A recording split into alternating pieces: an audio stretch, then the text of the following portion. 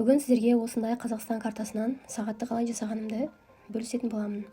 Алдымен лайк басып тіркеліп алыңыз. Ал енді кеттік. Бірінші бізге осындай Қазақстан картасын ағаштан, фанерадан жасалған осындай планшеті керек болады. Одан кейін смаламыз, отвердитель, мынау краскалары.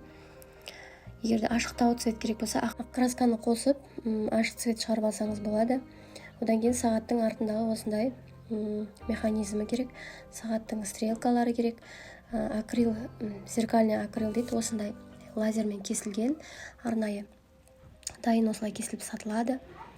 Енді бізге артына шекеге іліп қоятын осындай темірлер керек. Одан кейін цифра керек, лазермен кесіледі бұлар. Одан кейін бумажный скотч керек, 4 сантиметрлік болғаны дұрыс.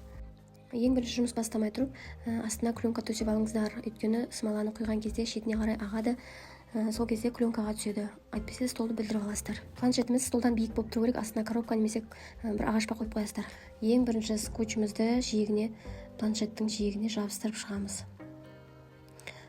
Мен қазір 50-70 деген размерге смоладан 100 грамм, отвердительден 50 грамм қосып, екеуін араластырамын. Сіздер осылай таразға салып, өлшеп араластырасыздар. Тоқтамай тез-тез 1 минут араластырамыз.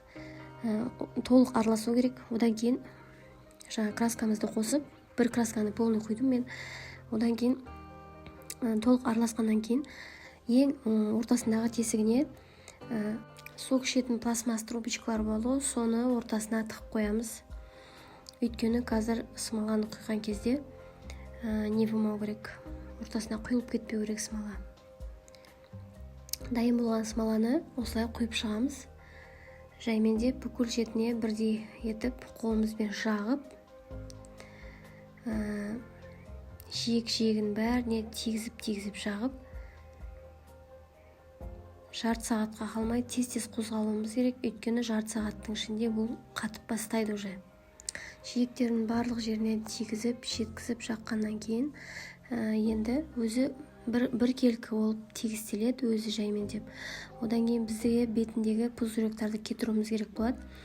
Осындай сұйықтық бар, жаңағы көпіршіктеріне арналған. Бетіне осылай сепсеңіздер, бір тегіс болып тегістеледі, ешқандай көпіршік қалмайды. Бұның бір жақсы жері, ешқандай зияны жоқ. Көбісі газбен кетіреді. Газ өте қауіпті болып саналады.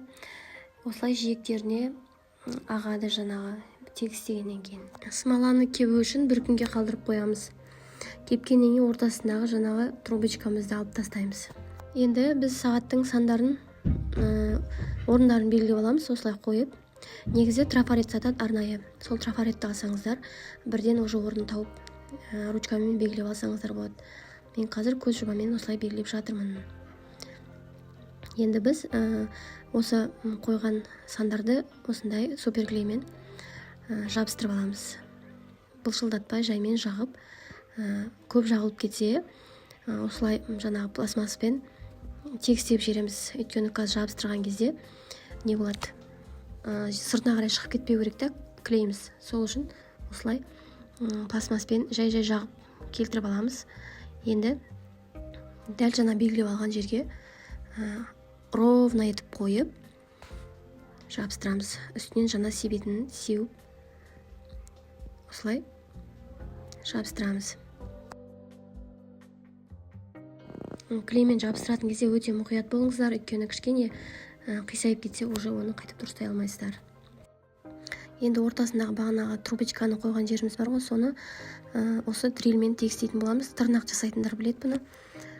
Солардың осындай аппараты бар. Сонымен дрель сияқты. Сонымен тегістеп түзулеп алатын боламыз. Үстінен күнді қоямыз ғой, сол кезде мешать етпейтін болады. Бұл аппаратты фрезер деп айтамыз. Енді күнімізді клейлеп, дәл ортасына келтіріп жабыстырамыз. Одан кейін жаңа қыран құсымыз бар. Барлығын шетіне шығармай, бұлшылдатып жақпай, клейді әдемілеп жағып, осылай аккуратно жабыстырамыз. Клейдің арнайы себетіні бар, оны үстіне сепсеңіздер, қатты жабысады, әрі тез жабысатын болады. Енді шетіндегі жаңағы скотчтарды жаймен деп алып, Осылай негізі паталь жағуымыз керек осы шетіне. Менде паталь болмаған соң арнайы акриловый краскамен бояп шықтым шетін.